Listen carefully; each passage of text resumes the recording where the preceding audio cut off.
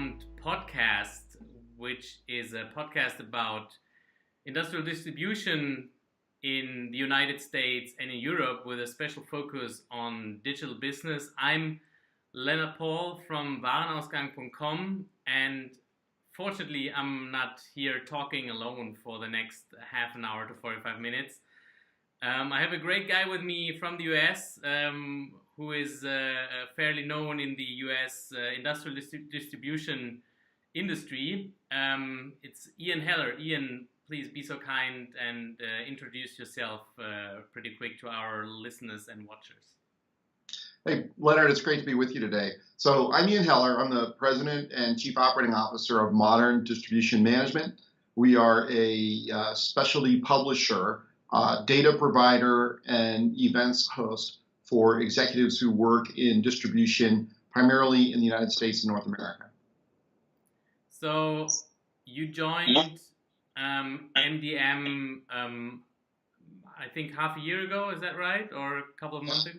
October of 2017, but I've been in distribution for about 30 years, working for a variety of companies, most recently HD Supply, which is based in Atlanta and sells facility maintenance and construction supplies. And I started my career longer ago than I'd like to recall at Grainger as a truck unloader in a branch when I was in college, and I left 15 years later as the VP of marketing. But that was 20 years ago when I left, so it's been a while. So you started basically from the bottom and made it all to the top to publishing. So before we get started, so what was your motivation to change from working for a distribution company to go into publishing and basically talk about that, write articles, write blogs, write white papers? Yeah, I mean, I wanted to have an opportunity to speak to the industry because I think distribution is at an inflection point. And then some of it was personal because my wife and I are from the Rocky Mountain region in the United States, in the western part of the United States, and HD Supply is based in Atlanta. It's a great company, but I was ready to do something different, and we were ready to live back home. All right, cool. So let's first look at the U.S. market in industrial distribution. In the last couple of years, I think in general, we have seen that the industry in general is going pretty well. But so, what is the recent things that happen in the market? What do you see in general? How's the industrial distribution in the U.S. developing? It's actually a healthy market. It really tracks along with the U.S. economy. It's about a $5.4 trillion U.S. industry just in the United States. So I guess about 20% of the United States GDP flows through distribution. I just saw an economist present at the National Association of Wholesalers, which is the trade association for distributors in the United States. He's predicting a fairly strong 2018, particularly in the first half, with some softening later in the year. We are seeing some consolidation. Probably the biggest trend in distribution right now is the increasing pace towards digitizing distribution companies, and some fear and concern about how Amazon Business may affect distributors. So we will definitely talk about Amazon Business a little bit later on. So I think in Europe we have a similar development. Most of the industrial distributors here in Europe are doing pretty well, I think. So if you look at the Worth Group, they are growing with I think 7% overall, which is not too bad for a company that is making 12 billion euros in sales. And now their chairman, Reinhold Wirth, said last week in a large economic magazine in Germany, next year he wants to grow at least with 10%. So they are still setting the pace in the market which is Yeah. very interesting. But I also think it's very good for a market to have a pacemaker like this. But there are also other companies. I think Eric's in the Netherlands is doing pretty well, and the economy itself is picking up. Southern Europe, which was for the last couple of years really something to worry about, and the economic situation there is picking up.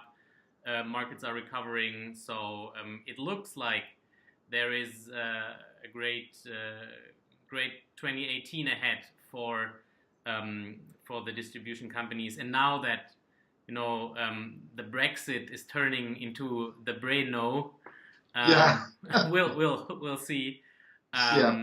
Probably this also lifts up the spirits a little bit in the UK and in the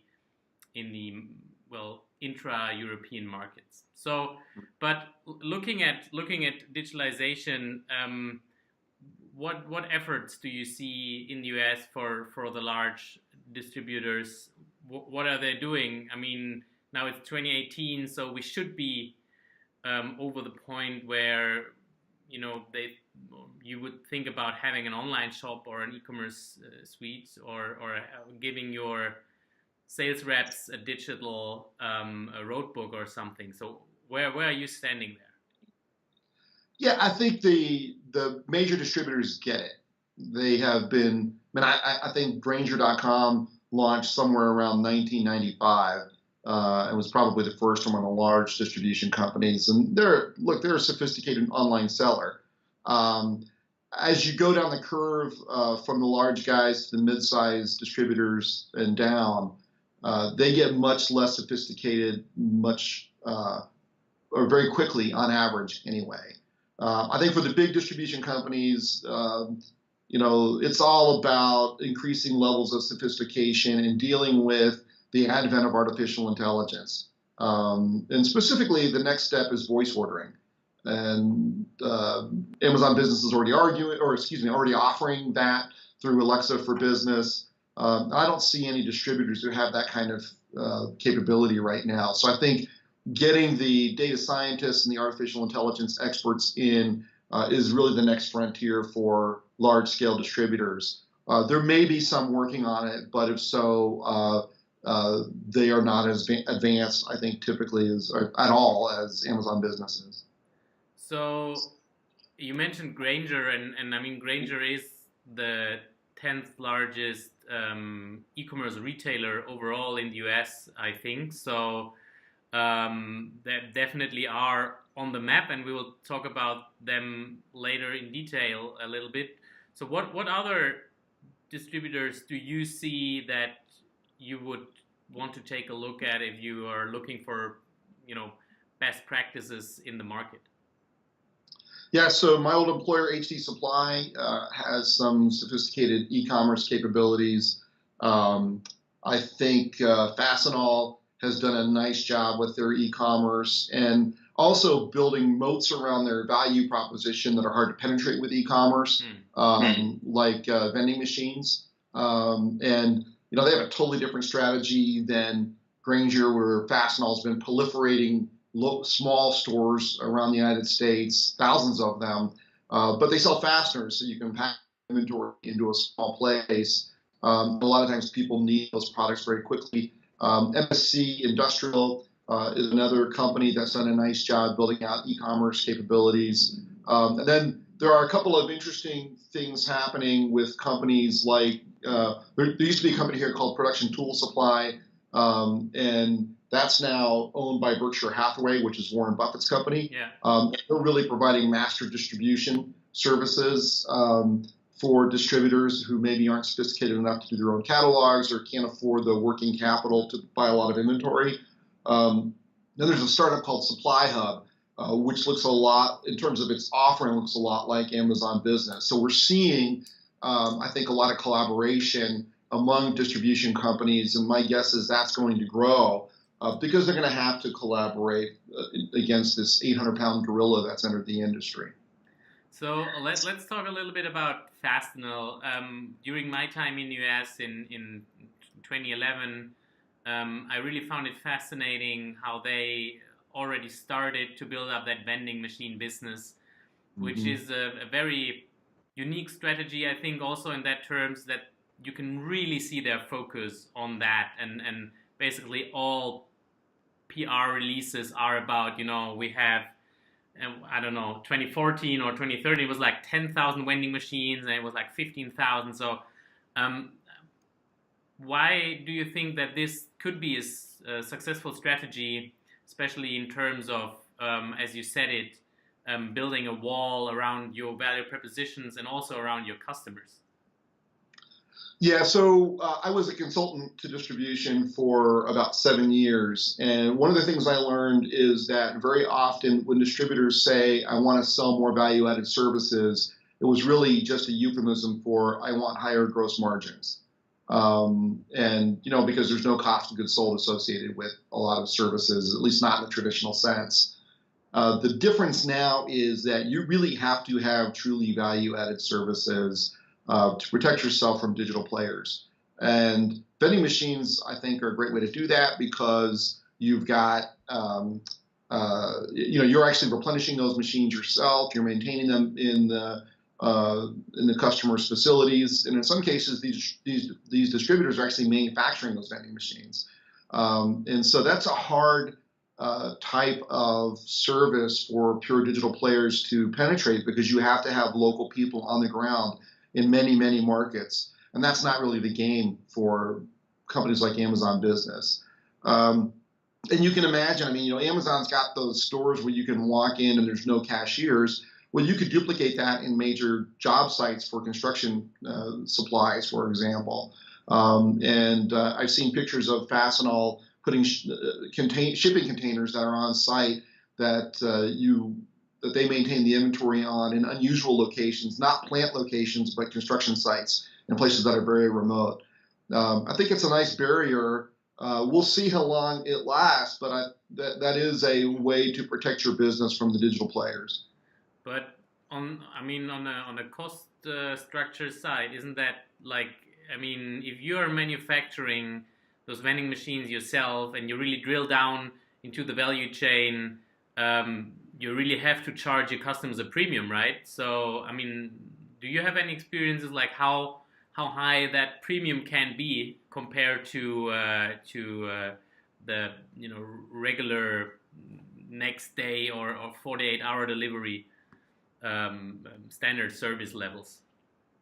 Yeah, I don't know. I haven't seen the financials, but I will say this. In distribution theory, there's something called location utility, which is that you get paid more for having products in a close location. So, you pay a lot more for Coca-Cola at a vending machine at a football game or on a hotel room floor than you do by going to a major retailer and buying it a case at a time. And I think, if you're generally speaking, if you're worried about the productivity of your production facility, whether that's a factory or a job site, you're relatively indifferent to the cost of things like small tools and MRO supplies, because if you don't have them, the plant stops or production stops, and you may be paying tens of thousands of dollars per hour. And the margin of the distributor is irrelevant in the financials compared to having labor standing around or having production lines come to a stop. So I don't really think the margin's an issue, but I do think the more organized the customer and the more they're able to order in advance, then the less that value add matters, because they're not going to run out. So talking about that productivity a little bit, when I came to the US in 2011 and I was working with Wirt Adams in Maple Grove, Minnesota. For 1 week, I was working in a customer's facility in Jackson, South Dakota, a very remote place. Yeah. And I was pulling samples because they switched their VMI to a Wirt system, and back in those days, and I then saw a lot of other plants after that. In 2011, I had the feeling that the plants I saw in Europe from other manufacturers are more advanced than in the US. So how is that productivity topic really coming to the supply chain managers of those manufacturers? Is it now at a really high level, or do you still see like a growing curve? Well, I think labor costs are lower in the United States typically than some European countries, and Germany in particular. So you don't need to focus as much on process productivity if you're paying less per labor. I mean, if you're manufacturing in Germany at a much higher labor rate, you better get your efficiencies somewhere else. So I think there's a little bit less focus on it here because U.S. manufacturers are looking to get efficiencies in other areas. Now, if you go to really sophisticated manufacturing plants anywhere in the world, then you're probably going to see similar level of robotics, et cetera. But on average, I would say that the U.S. manufacturers are probably less process efficient because they can get away with it thanks to lower labor rates. Those things tend to equalize over time globally. I mean, if you look at the sophistication of Chinese manufacturing, I don't think anyone predicted that 40 years ago.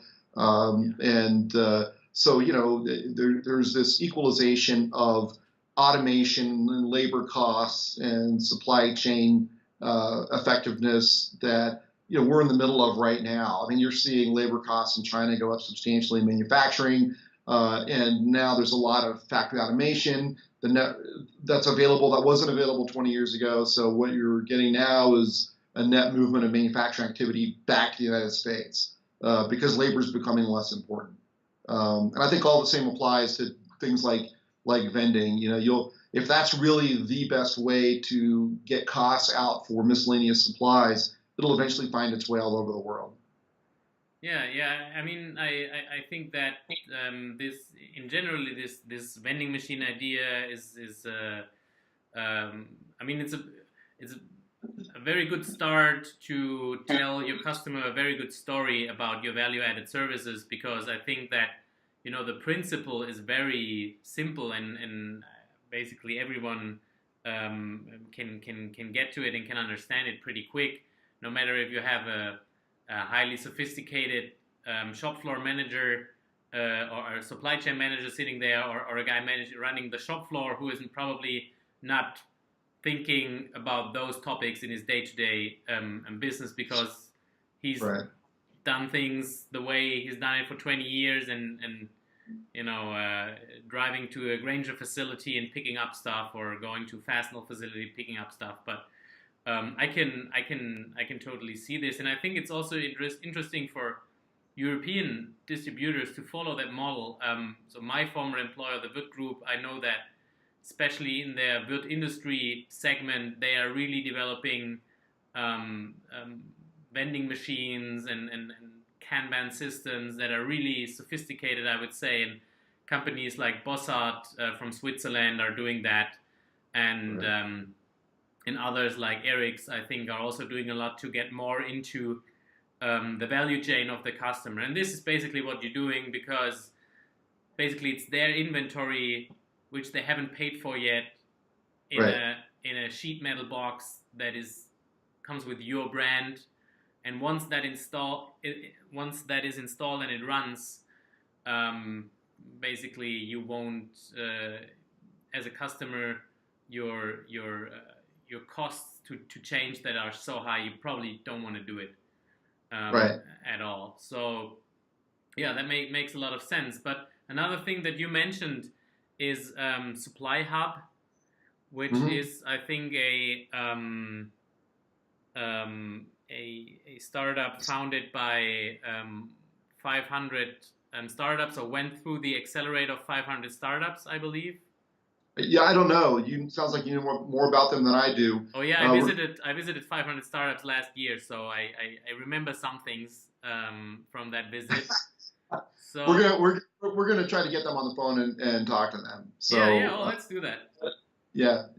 Yeah, that's cool. I have to convince my fiancée that our next holiday should be in California again, so we can visit them on site. But I mean, in Germany, we had last year we had a startup from Berlin that is in the tools and nuts and bolts segment. It's not really industrial distribution. It's more like craftsmen and very ambitious private customers.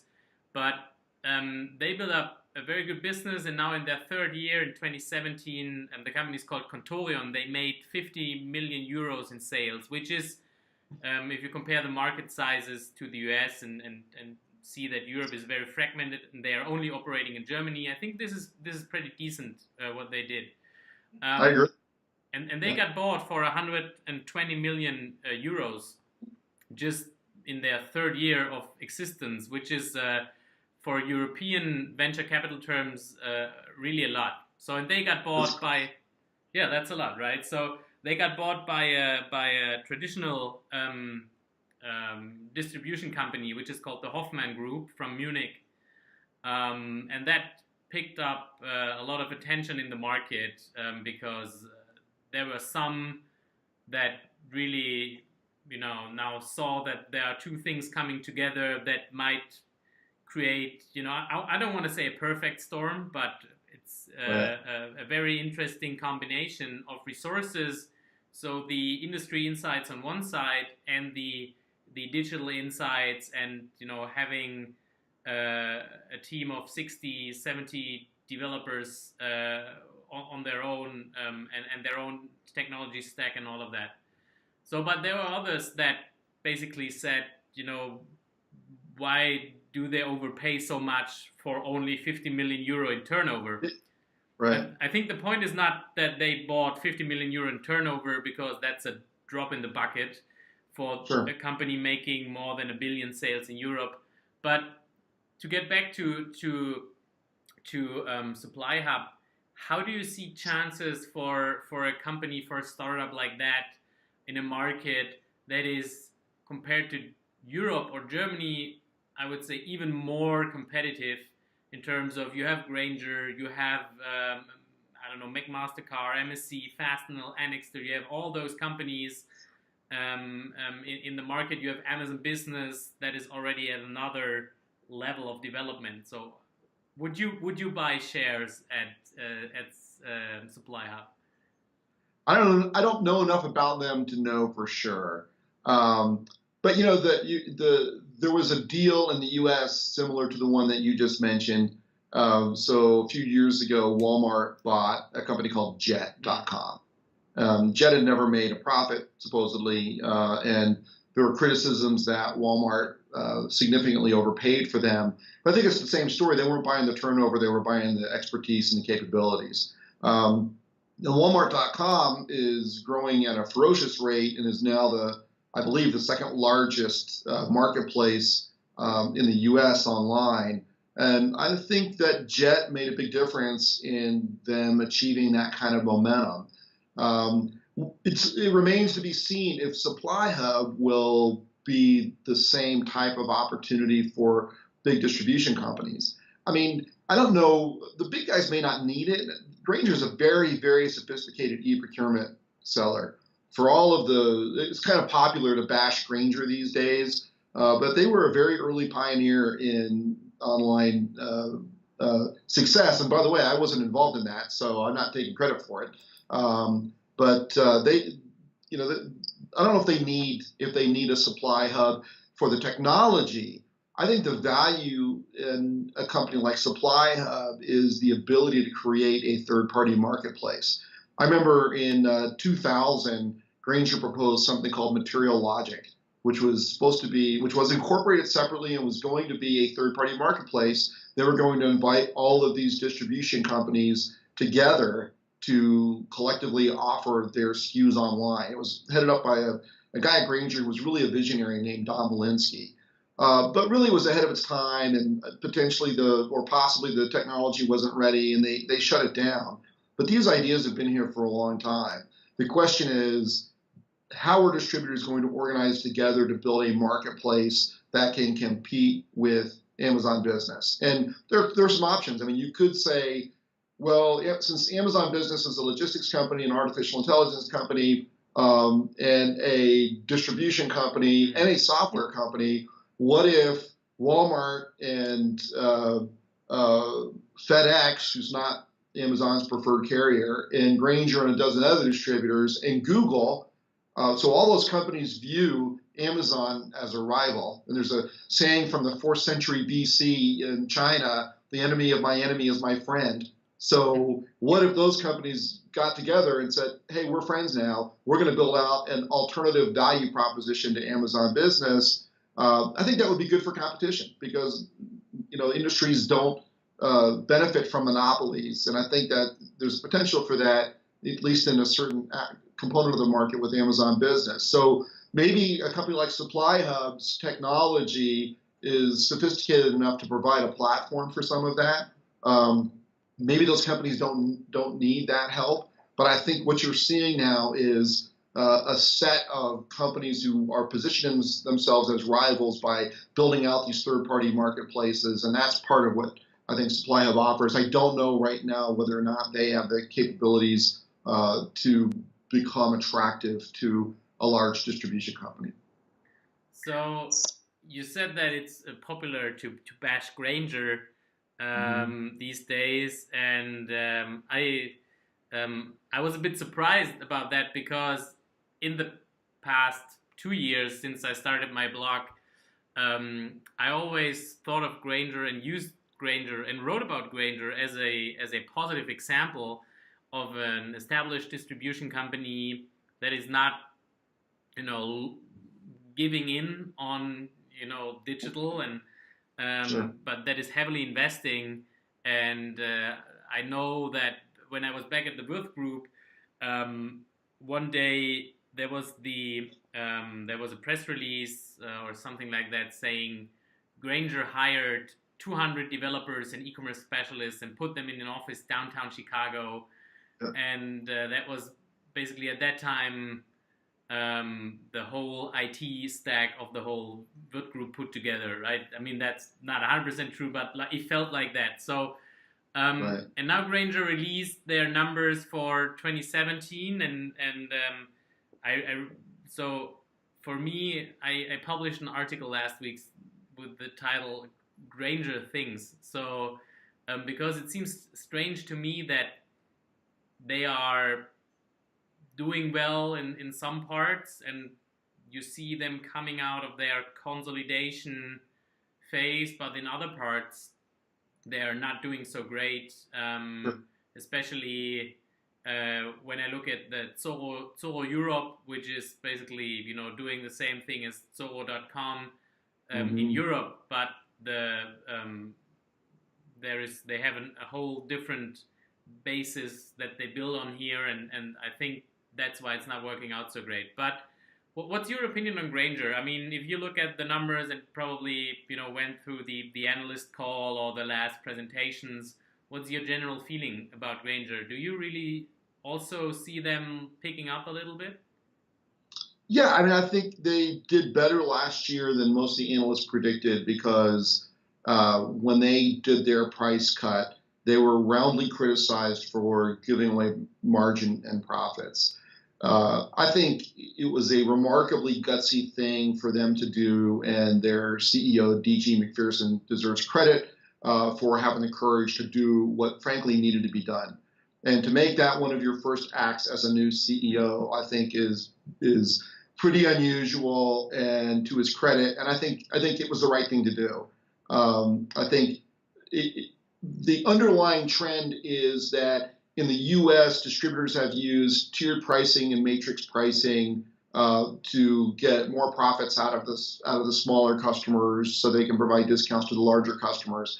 And Amazon Business is threatening that model. It's unclear what their long-term strategy is going to do. I read on their website for Amazon Business that they do offer rebates or discounts to buying cooperatives. So obviously they recognize that type of tiered pricing or sophisticated pricing is a mechanism in the marketplace, but they probably will bring some level of greater transparency. And I think Grainger needed to react, and ripping the Band-Aid off in one shot was a lot better than this agonizing long, slow pull that would have hurt for a long time. But I don't know that I have a clear vision into how they plan to deal with the Amazon threat. I mean, look, 10 years ago, everybody admired Grainger for being the Amazon of distribution because no one knew Amazon was going to become the Amazon of distribution. And so, I don't think you can go back 10 years and criticize people for things that they didn't know. But I do think it does put Grainger in somewhat of a challenging position today. But they're a great company. They got a lot of loyalty. They're well managed, and we'll see how they can respond over time. So when we look at Grainger, and I mean, I'm impressed by the pricing initiative that they did, and MDM published a series about that. I think Lee Nyari is the author, and I think you can still download it from mdm.com and either buy it or have a premium subscription. And I highly recommend that to everybody who's listening or watching to do that. I think it's like $80 or something. It's really worth the money and reading it. So, but what I found impressive is that you said that really the pulling the Band-Aid in one stretch is better than doing that, incremental and a little bit here and a little bit that. And I think a lot of companies are now struggling with their pricing in the digital market, especially because they are not able to find new customers online, and they lose the non-contracted business, or at least they lose a lot of customers that are in that mid-market segment. So at the end of the day, that also hurts in profits. Mm-hmm. Would you say that other companies should really take a close look at what Grainger did in 2017 and in 2016 and really discuss in their board meetings to basically try to do the same? You really have to look at it one company at a time because it depends on how much value you're adding and what your gross margins are today and what the disparity is between your pricing and pricing from digital suppliers. So there are distributors who are adding a lot of value and the customers don't mind the prices. Those distributors aren't selling on price.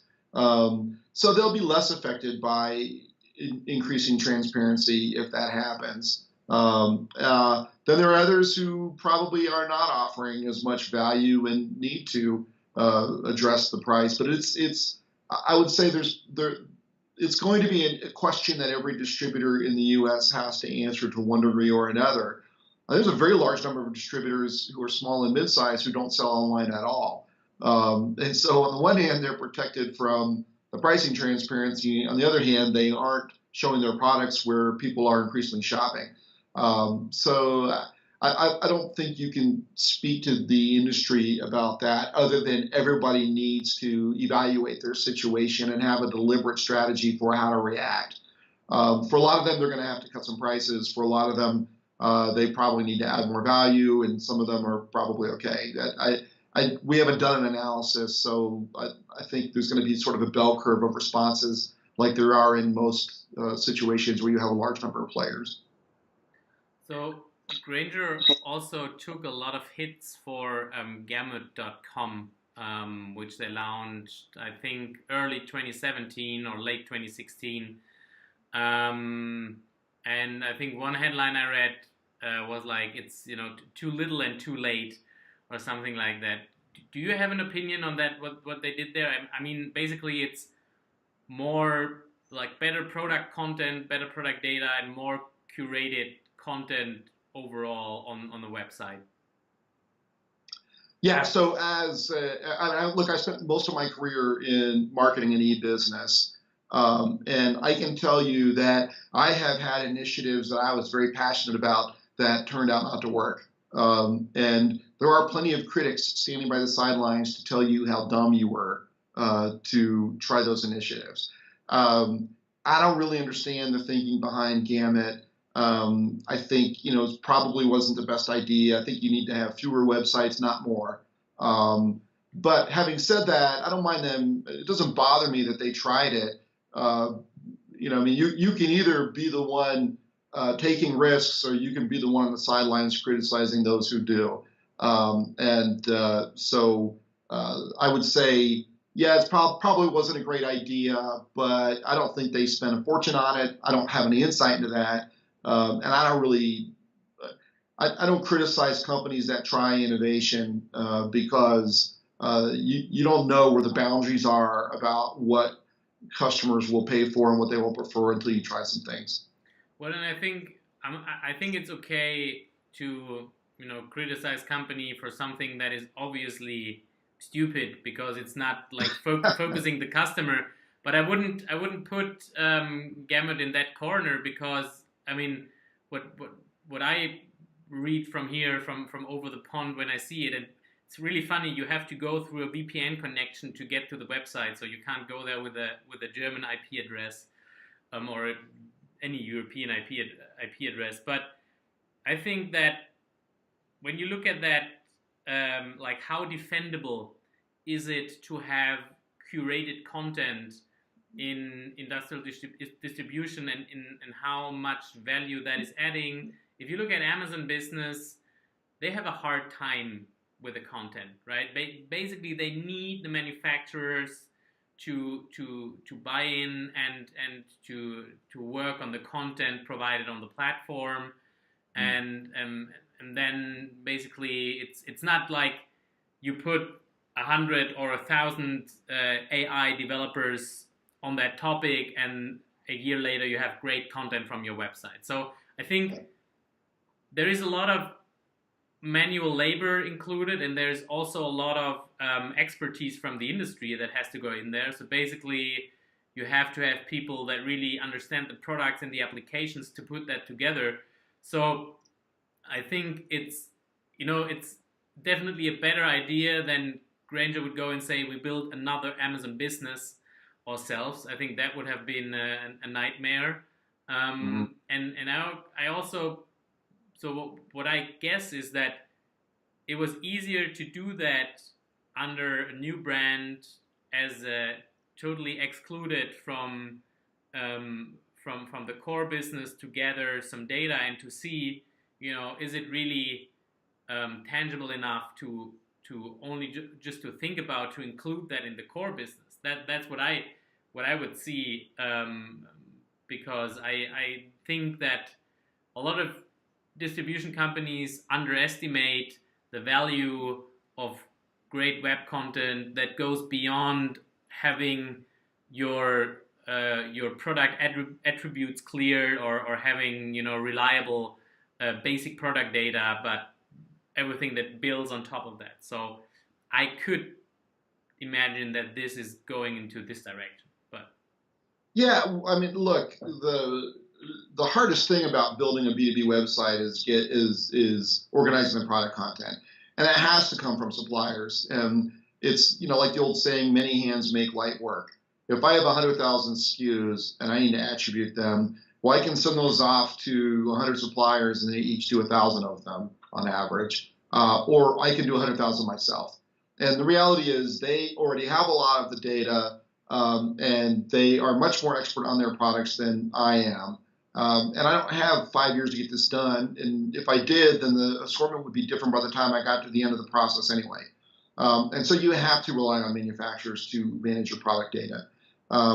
The key is to make it easy for them to do so and give them this taxonomy that is reasonable to populate with their data attributes. And there are various providers like Agility and Stevo and Informatica and others who provide these tools and have supplier portals so that suppliers can go and put in their data. But that's the only way to do it. Now, interestingly, with Amazon Business, they have their own taxonomy. And I would argue that it's simpler, at least based on what I've seen, than a lot of taxonomies, because they're not going after large, complex sales. They're going after product sales that are fairly simple to describe. In fact, they can be described verbally, which is where they're going next. I think getting that base level of data down is most important. After that, you can go after what we call rich content, which may be videos in 360-degree views and greater technical documentation, etc. But from my perspective, distributors need to put in a PIM, product information management system. They need to make it easy for suppliers to access that, which need to be through a portal or by uploading spreadsheets. They need to have a process approach to gathering that product data, and they need to get the base layer of product data down first. There's a saying that CRM is not software; it's a process. Yeah. I mean, you can run CRM with emails and Excel or note cards if you wanted to. And the same is true of product data. You need to have the process right first, and then worry about the software later. But from my perspective, the biggest challenge for distributors is getting good, accurate base levels of product data in place across their assortment and keeping it updated as new SKUs come in and as you retire them. The rich content, although a challenge, needs to come after you get that first step done. So we talked a lot about Amazon Business already a little bit on the left and on the right, because I think this is fun, because it's obvious that you can't talk about industrial distribution with a digital focus without talking about Amazon Business anymore, and right. And I think that's also that's a credo in the US, and here it's, at least starting this year, it has to be definitely part of the discussion. So last year we wrote a study about Amazon Business and how we see it developing in Germany, and now you guys came out with the Amazon Business Playbook, a strategic evaluation for distributors, which is also published by mdm.com, and it's available for, I think, $150 is the single price, or it comes with a premium subscription. And it's, I think, it's like 20 pages full of what you should do with Amazon Business, or basically what's behind it to build an opinion. So let's talk a little bit about that. One commentary that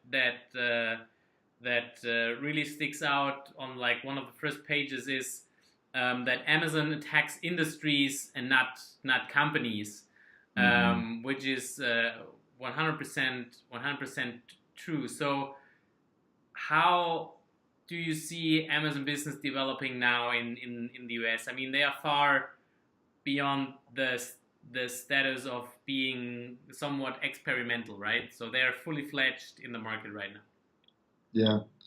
Yeah, I think they've come up with a value proposition that is a better mousetrap for a lot of companies. Not everyone. And they're not going after all B2B transactions, in my opinion. I mean, I don't have any insiders at Amazon, but I can tell you that it looks to me like they're going after what we would call long tail purchases. So it's the miscellaneous stuff that's hard for customers to find.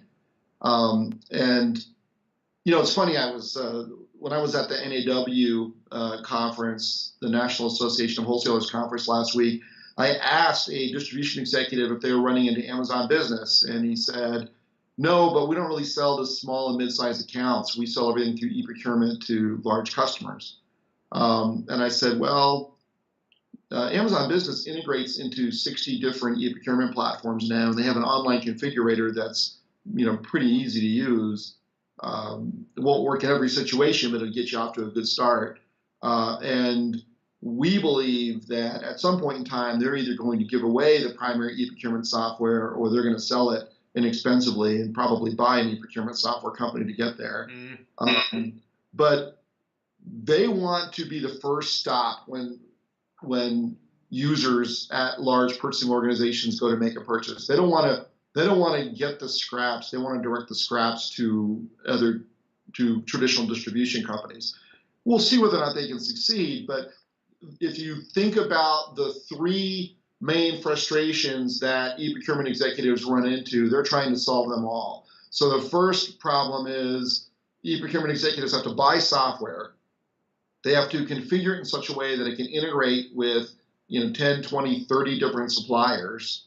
And then they have to go and get all of the product data and organize it in their own e-procurement system.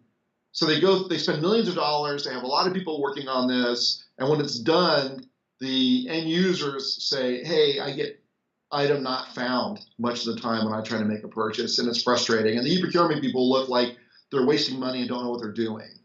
So Amazon Business comes along and says, hey, if you plug in our marketplace, you're not going to get item not found ever again unless you search for something that doesn't exist. And by the way, how about you make us the first stop in your e-procurement, and we'll take responsibility for managing the product data. You just need to lean on all of your other distributors to make them give it to us. And so, hey, it's a lot cheaper and easier because the software is, hypothetically, we'll see, provided for free by Amazon Business. You have only one integration to worry about because you integrate to Amazon Business. They worry about integrating to all the other distributors. You don't have to organize the product data. They'll do it for you, and you never get item not found again. So that's a very compelling value proposition for major e-procurement customers. We'll see if Amazon can pull it off, but they have a pretty good track record of disruption in industries. My concern is I don't see a lot of distribution leaders in the U.S. who are clear on what that strategy is. And so they think they're protected because they're selling through e-procurement.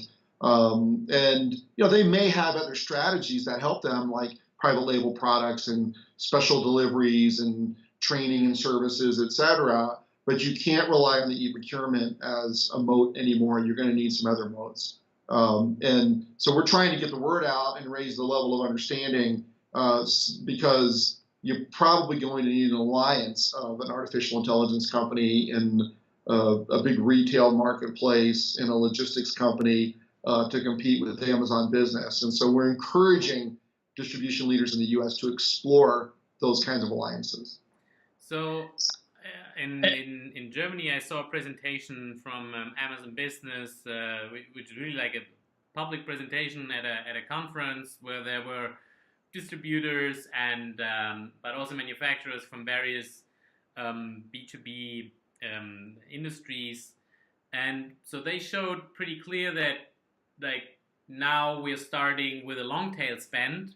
So everything from the greeting card for the work anniversary of the secretary to like that one tool that you need by tomorrow for that construction site you're working on. But they want to migrate to the planned and category spend. So that's what they're telling distributors and manufacturers and customers in Germany publicly that they want to go there, which is kind of odd for Amazon because they usually don't talk so much about what they're going to do. Yeah. And I can really see where this is going. So I think e-procurement in Germany, it's of course already established, but a lot of e-procurement solutions that I see, they're really a pain in the butt for either the customer or also the distribution company, because sometimes it's like the e-procurement solution is that at the end of the day, the procurement system of the customer sends an email to the distributor, and at the end of the day, it's really not better than a fax. So because people print that email, like they print it out and put it on their desk. So at the end of the day, there is not so much productivity added in the value chain, at least not on the distributor side. And now when you see that last week I heard Amazon Business is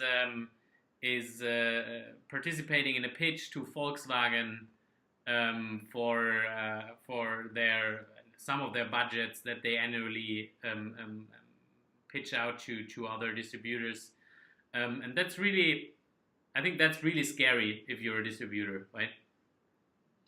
Yeah, look, I mean, long tail isn't just defined by products, it's defined by situations. I mean, for years, Grainger was known for offering speed and convenience, and if you needed it quickly, that might be something as simple as a light bulb, but it could be something as complex as a plant office for the superintendent who needs a place to work on the mezzanine. Grainger has sold all that stuff for many years. So it's not, I don't think it's defined by the products all the time. I mean, some products are inherently complex and you need an engineering or specified solution. But look, if they are successful at being the first stop in the e-procurement system, they can skim off what they want. They can choose the transactions that they want and pass on the ones that they don't to distributors. And that may be based on availability, profitability, required expertise. Who knows? But they're going to get it's like they get the first right of refusal on all purchases. In addition, for everything they pass through, they're going to get product data and sales data about those products so they can build a smarter, more profitable assortment over time. I mean, you can't help but admit that it's a really interesting and smart strategy. The question is, how does distribution respond? And it'll be interesting to see. I hadn't heard about the Volkswagen pitch. It'll be interesting to see how that one comes out. But I agree. I mean, to me, long tail means I need it now, and it's something I can order without consultative selling on behalf of the seller. But it's not limited by products. If I know exactly what I want, it could be anything. I mean, if I need a sophisticated Siemens motor starter, but one of my engineers picked it out, then that's a tail spend purchase for me because I need it quickly and I already know what I want. In most situations, that's an engineered solution. So, we'll see. But I think what they're getting access to is they're getting access to the transaction data in a very detailed fashion. And when I say that they attack industries, not companies, I don't mean that as an insult. I mean, they're not doing anything wrong. They're not doing anything unethical. They're just building value in a way that's very compelling for a lot of customers. It's up to other competitors to respond and build an alternative solution. My point is, you can't do it one company at a time. You can't, in my opinion anyway, you're not going to have Grainger and MSC and Fastenal each developing independent Amazon business reaction strategies and with a high chance of succeeding. They need to incorporate Google. I mean, right? If you buy through Alexa, through an Echo device, and they sell those Alexa for Business now in packages of 7 in the U.S., all those sales are going to the Amazon Business Marketplace. They're not going to route sales to Best Buy and Home Depot and other retailers. They're going to Amazon Business. So if you're Google, that's a big deal now. There are more product searches on Amazon in the U.S. than in Google for the first time ever. That flipped in 2017. So Google's, I think, going to have to get into B2B whether they want to or not. And the same is probably true of Walmart. And so talking about building an alliance that includes a retail marketplace like Walmart, artificial intelligence provider like Google, a logistics provider like FedEx, who's not the preferred supplier for Amazon, UPS is, and then gathering up a bunch of big distributors and saying, look, we've got this common enemy, we need an alliance. That's just strategic thinking at an industry level rather than strategic thinking at a company level. So you got to think like Jeff Bezos to compete with Jeff Bezos. Unfortunately, very few people do. And so we're trying to encourage the industry to think beyond the walls of their own company and frankly beyond the walls of the industry and work on an alliance that can stand up a competitor to Amazon Business. And to people who say that just sounds so far-fetched, which I've heard before, I would say yes, it does. It sounds about as far-fetched as an online bookstore in 1998 suddenly being Walmart and Google's and Apple's and distributors and every retailer's most significant competitor.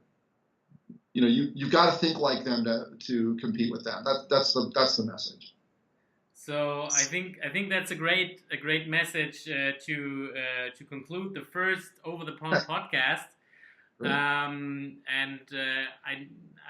glad that at least for publishers or bloggers, it's an interesting time to live in. So Ian, thank you very much for your time. To all the listeners and watchers and readers, go to mdm.com. And it's a great source of information about industrial distribution, not just for the US, but also a lot of things can be derived for other markets like the European market, I believe. And if you then still have time, go to warenausgang.com. If you can read German, and spend the rest of your working day there. So, Ian, it was a pleasure talking to you. I think we will do this again somewhere in April or May. And till then, take care and see you then. Thanks. Thank you, Leonard. Appreciate the time. I enjoyed it.